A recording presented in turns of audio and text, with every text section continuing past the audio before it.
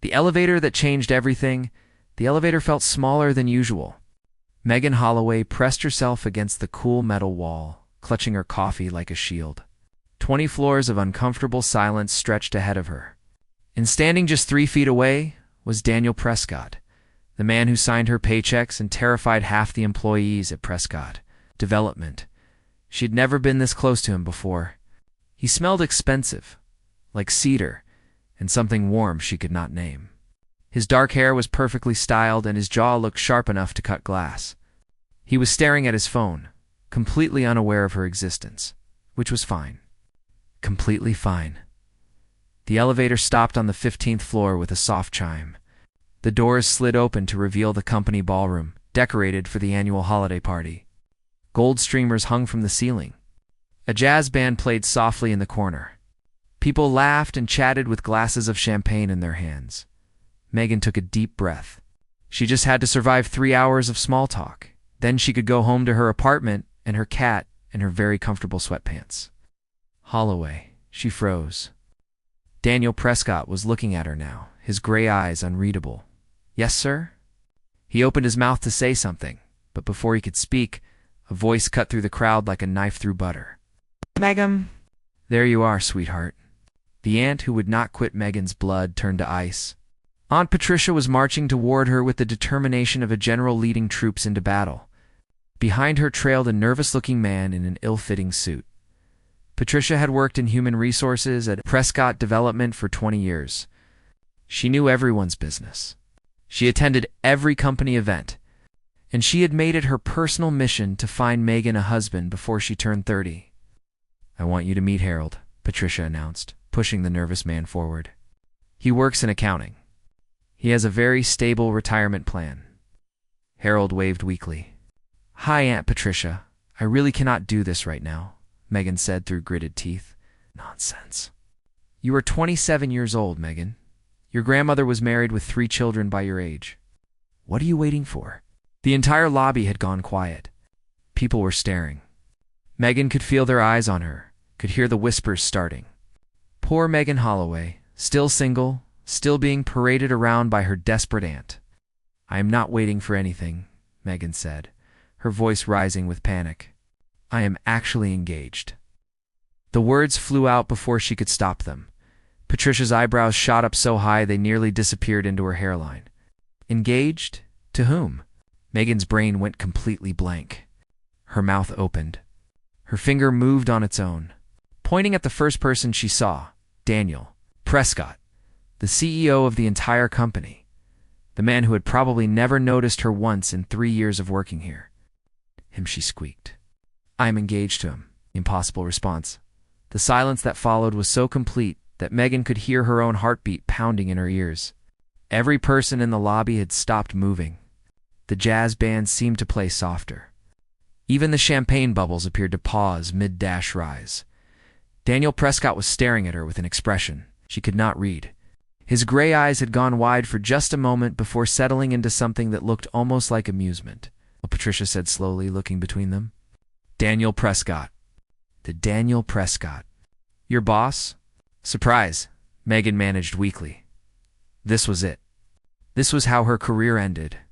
Not with a bang, but with the most embarrassing lie ever told at a company party.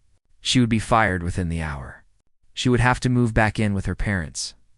Her cat would judge her. Then Daniel Prescott did something that made no sense at all. He smiled. Not his usual polite, corporate smile. This was something warmer, something that transformed his entire face from intimidating to almost handsome. I told you we should have announced it sooner, sweetheart, he said smoothly. And then he walked over and slipped his arm around her waist like he had done it 1,000 times before. Megan stopped breathing. You two are engaged? Patricia repeated, still looking suspicious. Since when? 3 months, Daniel said without missing a beat. We wanted to keep it private until we were sure. You know how office relationships can be complicated. His hand was warm against her hip. His cologne was making her dizzy. His lie was so smooth that Megan almost believed it herself. Waish, 3 months, Patricia echoed. Her expression slowly shifted from disbelief to delight. Oh my goodness, Megan. Why did you not tell me? It was supposed to be a surprise. Megan heard herself say. The crowd goes wild. What? Happened next was chaos. Patricia pulled out her phone and started making calls. Someone popped a champagne bottle. People Megan had never spoken to before rushed over to offer congratulations. Within 5 minutes, half the company seemed to know that junior architect Megan Holloway was marrying Daniel Prescott, the most eligible bachelor in New York real estate. Through it all, Daniel kept his arm around her waist. He smiled at the right moments. He laughed at jokes that were not funny. He played the part of devoted fiancé so perfectly that Megan started to wonder if she had imagined the whole thing. "Is insane," she whispered when they finally had a moment alone. "This was your idea," he whispered back. Still smiling for the crowd? I panicked. I noticed. "Why did you go along with it?" Daniel glanced down at her, and for just a second, something flickered in his eyes. Something she could not identify. "Let us just say you are not the only one who wanted an escape tonight." Before she could ask what that meant, his phone buzzed. He looked at it, and his jaw tightened. "My office. 20 minutes. We need to talk." Then he was gone, swept away by a group of board members wanting to offer their congratulations. The text that made everything worse, Megan stood alone in the middle of the party, surrounded by people celebrating an engagement that did not exist. Her phone buzzed with a text from her brother Ryan. "Mom just called. Patricia told her everything. She is ordering wedding magazines." Megan stared at the message. Then she looked around the room at all the smiling faces, the streamers and champagne, at the life she had accidentally created with one desperate lie. Her phone buzzed again. "Unknown number. My office. Now we have a problem too. Solve." Megan drained her champagne glass in one long swallow. She had exactly 20 minutes to figure out how to explain to Daniel Prescott that she had just accidentally engaged them both in the lie of the century.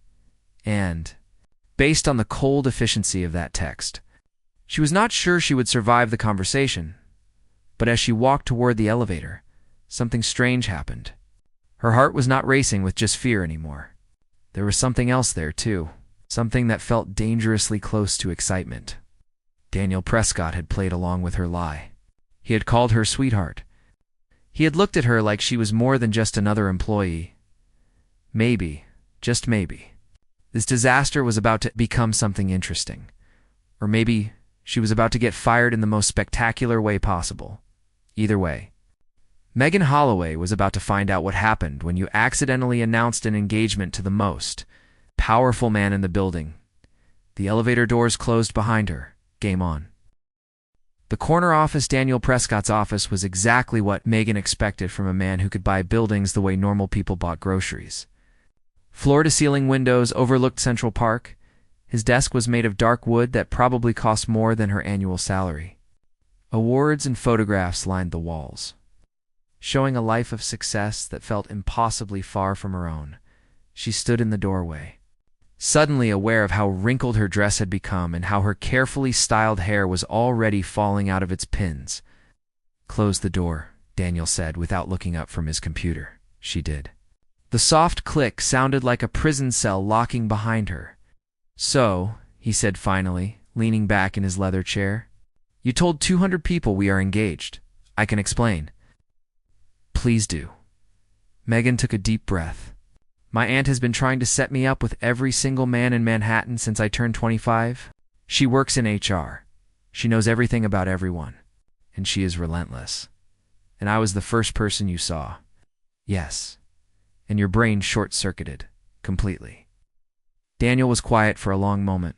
His gray eyes studied her face with an intensity that made her want to squirm. "You know," he said slowly, "most people would have just told their aunt they were too busy for dating.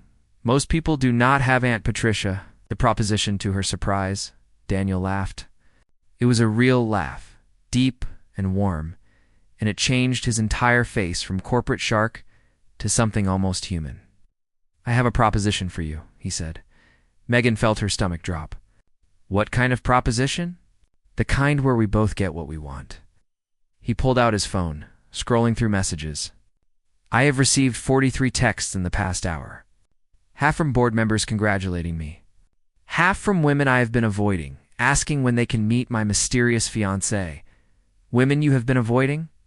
I am 34 years old, single, and wealthy. Every charity event, every business dinner, every family gathering comes with someone's daughter or niece being pushed in my direction. It is exhausting. Megan blinked. Are you seriously complaining about being rich and attractive?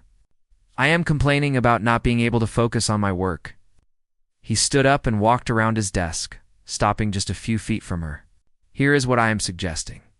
We pretend to be engaged for 6 months. You get your family off your back. I get mine off mine. We attend some events together, make it look believable, then have a very amicable, very public breakup. You want to fake a relationship? I want to fake an engagement? There is a difference. The terms Megan's mind was spinning. This was insane. This was the plot of a bad romantic comedy.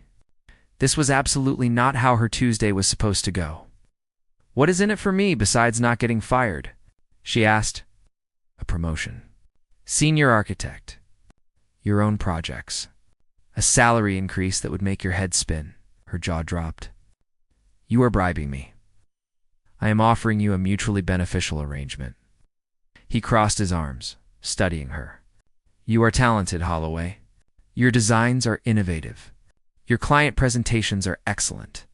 You have been stuck working under Jenkins for 3 years because he takes credit for your work and you are too polite to fight back. How do you know about Jenkins? I know everything that happens in my company. Megan looked at him, really looked at him. He was tall and commanding and probably impossible to argue with, but there was something else there too. A tiredness in his eyes, a tension in his shoulders, like he was carrying more weight than anyone could see. I have conditions, she said. I am listening. Nobody at work knows this is fake. If we are doing this, we are selling it completely. Agreed. I get input on any events we attend. I am not showing up to find out you volunteered us for some weekend in the Hamptons. Fair.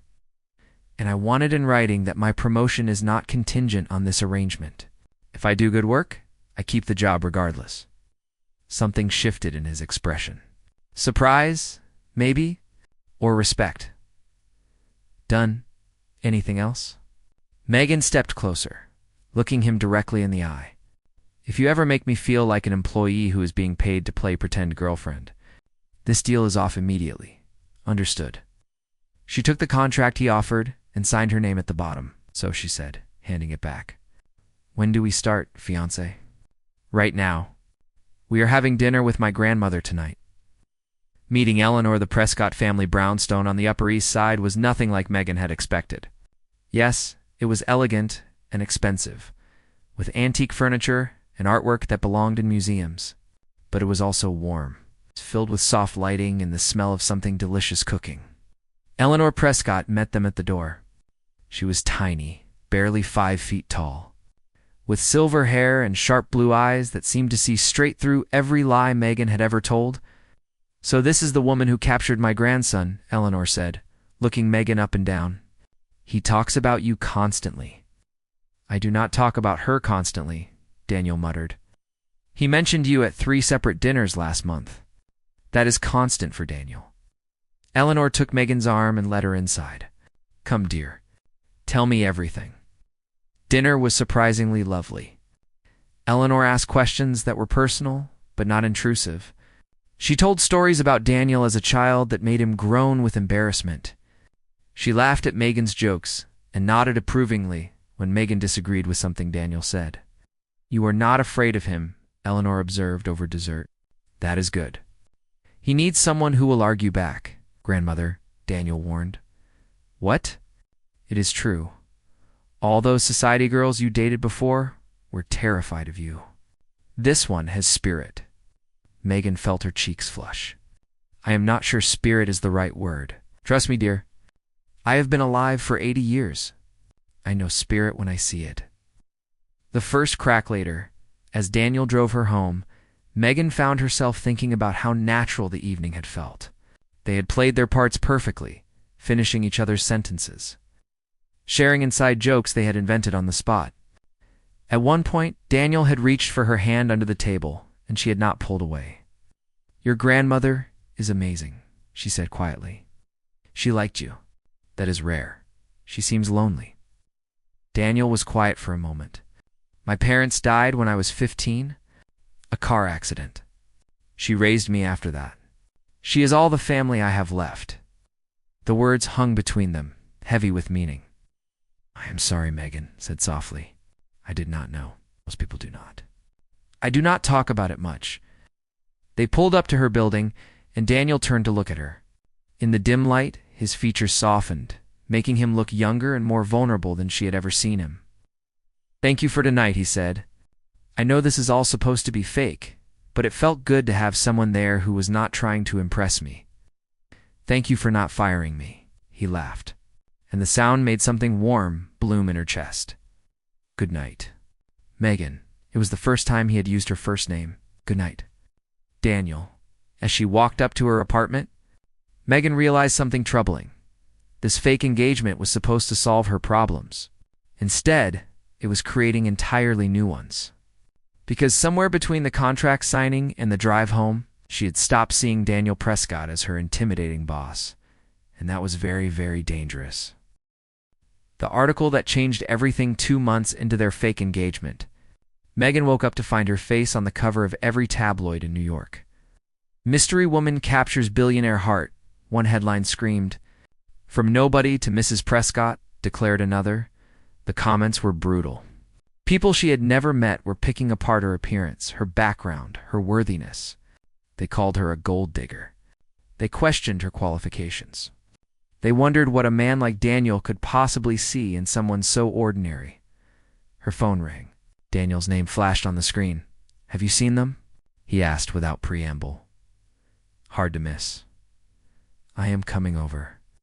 20 minutes later, he was standing in her small apartment, looking completely out of place among her mismatched furniture and stacks of architecture books. He was holding coffee and a bag from her favorite bakery. "You remembered I like maple scones," she said, surprised. "I pay attention." He sat down beside her on the couch. "Listen to me. Those articles are garbage. The people writing them do not know you. They do not know us. But they are not wrong, are they?" Megan pulled up one of the comments. "I am ordinary. I do not fit in your world. My dress at the charity gala last week was from a discount store. I still cannot remember which fork is for salad." "Megan, stop." "It is true. This whole thing was supposed to be simple. Pretend for 6 months. Go our separate ways. But it is not simple anymore." She looked at him, and the words came out before she could stop them.